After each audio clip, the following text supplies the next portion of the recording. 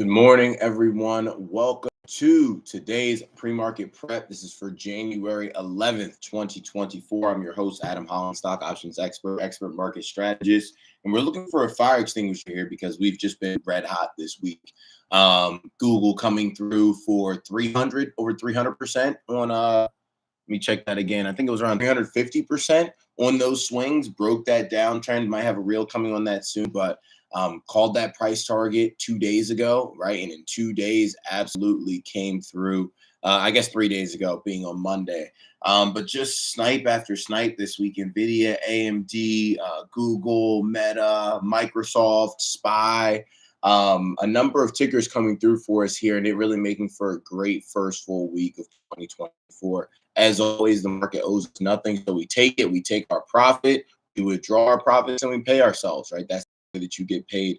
But it's important that if you had things you struggled with in 2023, that you amend those things or address those things in 2024. The market pays, right? The market pays. You see that, right? Everyone sees that. You just have to do what's necessary, even if it's the small things, in order to make sure that you're taking part in that, right? I had a one-on-one recently where one of the recommendations is one that I do often, especially if I find myself just struggling to take profit and I have trades that are profitable and then I just don't take profit on them. I write on a sticky note, take profit in all caps. And then I write on another one, right? And I put it on the other side of my laptop and it says, I don't care, right? IDC, take profit. It might seem dumb, but do whatever you need to do in order to keep yourself on track. I'm not above doing anything that helps me accomplish my goals as long as it's legally and morally right, right?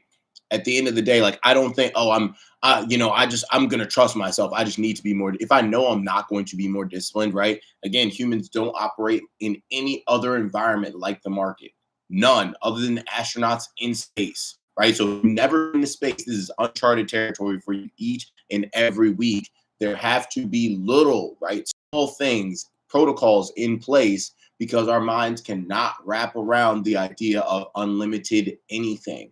Right? We quite literally have to, even on time, theoretically, time is unlimited. We have to break it down into years, days, hours, minutes. Everything that we do has to be broken down into smaller increments so that we can even process it.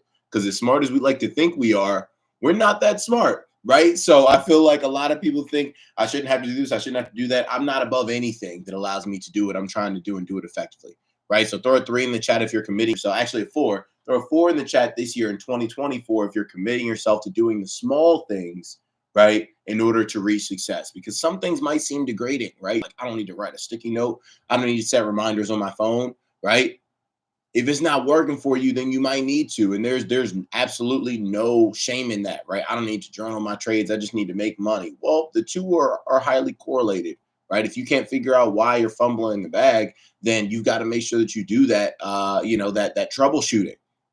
Right. So that's what we want to commit ourselves to this year. And it's a year that's been red hot thus far to start. I mean, some real fat home runs here to begin the year. As tech has been on a run. You've had a number of different kind of unveilings of new technologies. You've had CES happening this week. So, new computer chips that are being unveiled. So a lot of fun stuff that are going on. And I think 2024 is going to be a crazy year. Also, I saw an insane stat. I want to see if I can find it again. But it was saying how, and this just makes me want to learn this even more. Like it's not scary. It's just motivating. So executives believe nearly half of the skills that exist in today's workforce won't be relevant just 2 years from now, thanks to artificial intelligence. 2 years. We don't have the time to keep putting off the things that we've been looking to do, right? Whether that's level up at your job, right? Get to a point where you're in a managerial position that can't be taken care of or displaced by AI. Right. I'm going to read that again. This is from Unusual Whales. Executives believe nearly half of the skills that exist in today's workforce won't be relevant just 2 years from now. That means that you need to be taking at least an hour a day, right? You can start off with 15 minutes, just learn more about AI, right? Learn more, hit YouTube, right? Do this, do that. Also, just do whatever mindset work is necessary for you to go above and beyond at work or in your business or in trading or whatever, right? Because you've been intending to do something and you haven't been able to do it. There's a block there that isn't the system that you're trying to implement, right? It's the person trying to implement the system. There's a system that works. and you're using the system, but the system isn't working, right? Then there is some block that's stopping it from working, and you have to identify that. Because again, we can't do anything about the rise of AI, right? I'm sure if most people could, they would probably stop it altogether, right? They probably say, hey, let's just do away with all this, except for maybe in medical use, right? It's barred for like use by hospitals, and then that's it. I'm sure most people would do that. But at the end of the day, we cannot do that. The only thing you can do is grow along with it. And this is me as someone who works for myself, who is doing the exact same thing, right? Every single night, I'm up into the hours of the night, right? I'm on my phone. I'm trying this, trying that, researching, keeping an ongoing document, right? These are very, very, very crazy times, and stuff is advancing very fast. So you can't keep doing, right? In 2024, we got to put that off, right? Put off the putting off. You can't keep saying, oh, I'm going to get around to it in 6 months.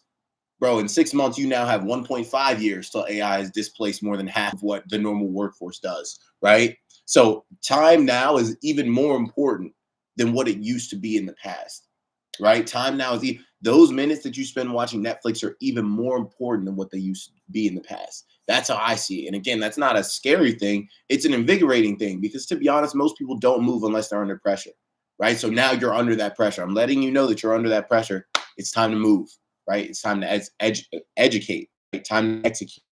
And again, not saying any of this to fear monger, but saying this so that we're all on the right side of whatever goes down. That's what I'm keen on, right? I just want to be on the right side of whatever happens. Cool. This can do this can do that. I'm beyond that, right? That's not me. That's not me, right? You say there's going to be a flood in this area. I moved.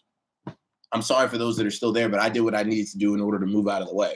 That's what we want to be focused on, right? Because at the end of the day, for decades, there have been people that have been screaming about what's right and what's wrong. And unfortunately, the world doesn't move off of what's right and what's wrong, right? You've got to move yourself. And that's where we're at. But we can do it, right? We have all the tools. We have the community. We have the drive. We have the fortitude, right? We have all of the elements to succeed. All of the elements to be successful exist, right? All you've got to do is get 1% better each day. So make sure you throw that 1% in the chat, right? Throw that one, signifying your intention to do just that. And we push forward, right? It's not a thing to be afraid of, but a thing to be aware of.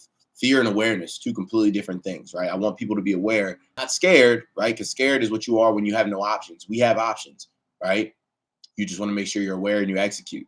So in terms of top news here, prices and policy, investors this morning will get a better picture of the inflation landscape in the U.S., which has influenced everything from market expectations to interest rates. The consumer price index will be released at 8:30 a.m. Eastern Standard Time, and if all goes well, it will likely show that price pressures continued to decelerate in the final weeks of 2023. That's largely due to lower prices for core goods like energy and fuel, as well as cheaper prices in other categories such as used vehicles. Now, engage the core. Headline CPI is expected to come in at 3.2% year over year in December, just a tad higher than the 3.1% seen in the prior month. It would also mark the seventh straight month that inflation was pegged at the 3% level after starting the year at nearly double that figure.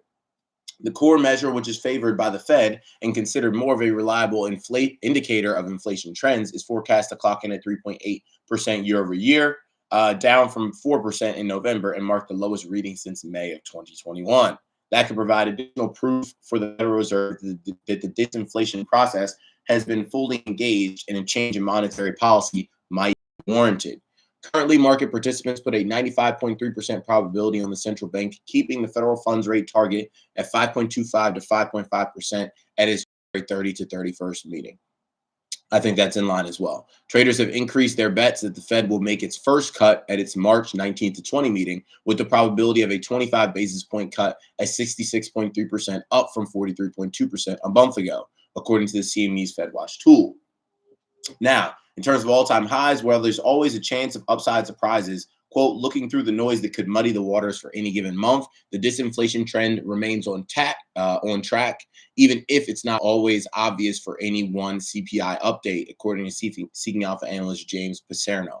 However, some are more mindful of the elevated costs of certain categories like services and high rents, despite breaking a 9-week winning streak upon entering 2024. And the S&P 500 is still within a whisker of its record high, and a further belief in the Fed's pivot could get it over the finish line, for sure. I definitely think we continue to see new all-time highs in 2024. Cryptocurrency finally approved. Oh, so let's go ahead and also check out the CPI data that we got here on this fine morning. on this fine morning. Usually I have it up on my laptop, but I'll pull it up on my phone this morning. Okay. So US CPI. Oh wow. Also, ARK Invest CEO Kathy Wood notes doubt. Oh, okay. I thought it was that she was thinking this would happen. Notes doubt that Hertz will get rid of Teslas. So she's saying that she doubts that Hertz will get rid of Teslas. I guess there were rumors going around of that. I thought she said that she thought that was going to happen. And I was like, wow, that's weird after all the money they put into that campaign. US CPI month over month, December actual 0.3% versus 0.1% previous, estimated 0.2%. So the month over month inflation was worse than expected. Year over year was 3.4%. Estimated was 3.2%. So both numbers were actually worse than expected when it comes to CPI this morning. Core CPI month over month actual was 0.3. Estimated was 0.3. So that's right in line with what was expected. And then core CPI year over year, December actual, 3.9% versus 3.8%. That's core CPI year over year. So that's worse than expected. Jobless claims, we had 202,000 versus the estimated 210,000. So that's, better than expected. Traders of futures contracts tied to Fed policy rate reduced bets on March rate cut after inflation data. Fed swaps line lower odds to March. So now we're assigned lower odds to March. So now, based on that inflation data, right, we're calling into doubt the idea that we might cut in March. Now, I still think that ends up being a high probability. We'll have to wait and see. Again, the Fed does say that they're data dependent, but there are pieces of data that come out before then, right? That could serve to kind of put that ship back on that track. There are also factors that could knock it off, right? Factors that are likely already influencing the inflation data that we get now, like what's going on in the Red Sea, right? If it costs substantially more to ship things, that's going to affect inflation, right? That's something that's just going to naturally affect inflation. So you want to make sure you're on top of that. You recognize that is going on. We factor that into our moves going forward. Let's see how that is affecting the market. So the market didn't like that. We had popped, right? We came back down to hourly bull flag breakout here at 475.34 at close, and then that was the nice buy the dip spot right there before close, right around 350. We pushed up to actually a PT number 3 of that hourly bull flag at 478.48. And then after the inflation data came out, now we're back down to that 475.34 breakout level. Now, we still have a daily breakout support, right? Daily / 4 hour breakout support at 474.75.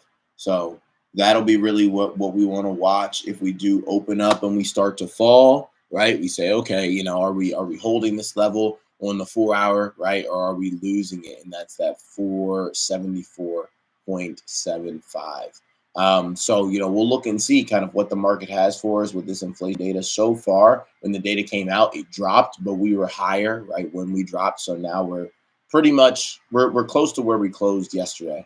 So we'll see how we move, headed into open. But we might finally get that pullback that the market, maybe needs after running for so many days. We'll have to wait and see what it has for us. But at the end of the day, through Monday, Tuesday, Wednesday, hitting the home runs that we did, I'm not concerned at all if it means a lighter Thursday or Friday, because at the end of the day, we got our profits, right? We made it shake on a number of different tickers multiple times, right? Google multiple legs, SPY multiple legs on both day trades and longer trades, right?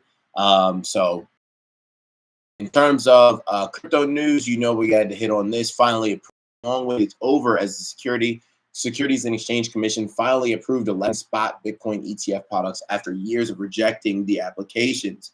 SEC commissioners had mixed reactions to the approval, while Seeking Alpha analyst Logan Kane called it a watershed moment for crypto. Quote, if you bought Grayscale Bitcoin Trust for the discount, then congrats on the win, he wrote, but you can now consider swapping it for a lower fee ETF. The news lifted Bitcoin to around 47,500, building on a rally in recent weeks, while most of the ETF products are expected to begin trading today, sparking a battle for market share. So yeah, like they said, Bitcoin up around 3.5%, not as much as when the news first dropped. It's just that classic, like, I think the whole leaked news information just shows to how like manipulation is still such a big issue in the space. And it is in any space with like, financial tools and things like that. But it's just like, man, like that just took all of the air out of that celebration, right? And then a lot of people like weren't exactly sure if the news was real this time around.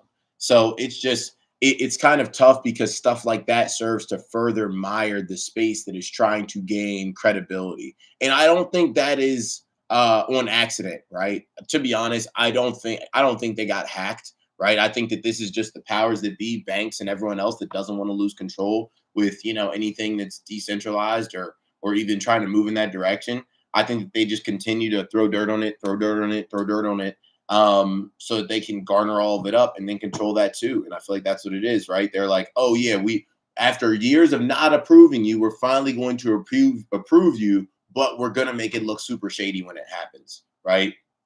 It's just like, come on, like nobody can get a break. And I'm not a Bitcoin maxi. I'm just saying what I see from the outside looking in, right? It's one of those things where it's like just they can't let anybody be great. It's like you got to be great on our terms, if we're gonna let you be great at all. But I think that just goes to show that for everybody says that like, hey, the banking sector is screwed, the financial sector is screwed. I don't think they're going out without a fight, right? Everybody who thinks in the next 10 years banks will be obsolete, I don't think at all they'll be going out without a fight because the banks hold so much of this stuff, right? It would be different if it stayed underground, but in order to get, the Bitcoin dream, it has to become mainstream. And that's just what's tough is that they don't play by the same rules that we have to play by. So I just don't see it becoming a thing that really ever pushes traditional banking out. And that's just because traditions like this never end because they're so profitable to everybody that has the control, right? In terms of global news, on the map, Japanese stocks soared overnight while a weaker yen boosted exporter shares, prompting the benchmark Nikkei 225 index to cross 35,000 points for the first time since the economic bubble over 30 years ago. Ayako Sera, market strategist at Sumitomo Mitsui Trust Bank, noted the Japanese stocks have been cheap for a long time due to corporate governance reforms, and Warren Buffett's bets on trading houses have helped to lift sentiment. While traders continue to expect growth to return to the Japanese economy after years of deflation and tighter monetary policy, weaker wage data capped bets of the Bank of Japan raising interest rates soon. So good for Japan, right? That has nothing really to do with us. In terms of space news, text from space, SpaceX ticker SPACE has revealed that its Starlink team successfully delivered and received text messages via mobile network through one of its newly launched direct-to-cell satellites. SpaceX now plans to launch a constellation of satellites to enable text service this year, as well as voice, data, and IoT services in 2025. Quote, we will no longer read about these tragedies that happened when people got lost, and if only they could have called for help, they'd be okay. Elon Musk declared in August 2022 after first unveiling the partnership with T-Mobile that aimed to eliminate, quote, dead zones. I mean, I think that's huge. As someone who like heavily relies on technology, I have no sense of geospatial awareness or I have no affinity for directions. I don't know where the heck I am. The majority of times, if I need to get from point A to point B, I'm using Siri and I'm using maps. And when she doesn't load, I drive straight until she loads, right? So thank you, Musk, because people like me, right? Unfortunately, I don't know where the heck I'm going. If we do end up in one of those situations like, I don't know, leave the world behind, right? I've got a brother and a dad that are very great with directions. My mother and I, not at all, right? But that's why you got family. All I need to know is how to get from where I am back to where they are, right? That's going to be my hurdle. And then after that, we're good, right? Because I'm with the directions people. But certain people have certain talents, certain people have others. Mine is not directions. I'm too busy thinking about all the different reasons why where I could be going could be wrong, right? I see an exit and I'm like, this is my exit, right? But statistically speaking, there's also probably hundreds of thousands of other exits that look similar to this one, right? And then you start thinking about how untrustworthy the human memory is. And I'm like, is this just a phantom memory and I'm making this up? It's like, no, man, it's not that deep. This is your turn, right? Take the turn. But Anyways, just my struggles. In terms of today's markets, though, looking mostly green, at least before. Actually, this data came out now. We're probably flat slash slightly red to where we opened. So I'll just skip over that. Today's economic calendar, of course, the big things were CPI data and initial jobless claims. We got both of those. Jobless claims better than expected. CPI worse than expected. What does that, mean in terms of ramifications for the market? We have to wait for the market to show us, right? I probably weigh CPI as heavier than initial jobless claims data. But we'll have to wait and see because, again, there are theoretically endless interpretations of what a certain piece of data could mean for the market, right? Like it could mean so many different things. So I don't think that we try and predict. We just react to what happens, and keep pushing from there. In terms of what else is happening, we'll finish up with our rapid fire stock news rundown here. Berkshire Hathaway's share of Oxy hits 34%. Skydance weighs bid for Paramount Parent National Amusements. Cummins, ticker CMI, to pay $1.7 billion fine to settle vehicle test cheating lawsuit. Boeing CEO vows Alaska Airlines mishap won't happen again. We've heard this before, Boeing. I'm just going to pray before I get on every flight and, make things right and make sure I've got, my life insurance and everything intact and just hope for the best. Salesforce, ticker CRM, chat subsidiary Slack implement hiring freeze. Amazon may not offer iRobot remedies in Europe. Top oil trade group warns against U.S. slowing LNG exports. SAP to pay around $222 million to settle global bribery charges. Lowe's, ticker LOW, offers loyalty program to prop up DIY sales. And then Novo Nordisk, ticker NVO CEO, sees Wegovy users sticking with the drug. So that'll finish us out for our pre-market prep session on January 11th, 2024. It's been a great week. Let's make sure we don't mess that up, right? At this point, that is our job. Once you have a great week, you make great money. You want to say, okay, cool. What I don't want to do now is give it all back. So we only take setups if they're A1 setups. We don't get over enthusiastic about making trades. If you say, hey, I've actually been on a business trip the past 3 days and I haven't been able to trade, that's fine. There's always more opportunity in the market. But what we don't do is try and hold Thursday and Friday hostage for what we missed Monday, Tuesday, Wednesday, right? Because that never ends up well. That just ends up with more blown up accounts. So let's remain patient, PAYTIENT, and get 1% better today. I'll see you guys back here tomorrow morning for our last pre-market prep session of the week. Make sure you're there for tonight's Q&A. We got a lot of great stuff we'll be going over in terms of backed up the Brinks truck this week. I'll see you there. Peace out.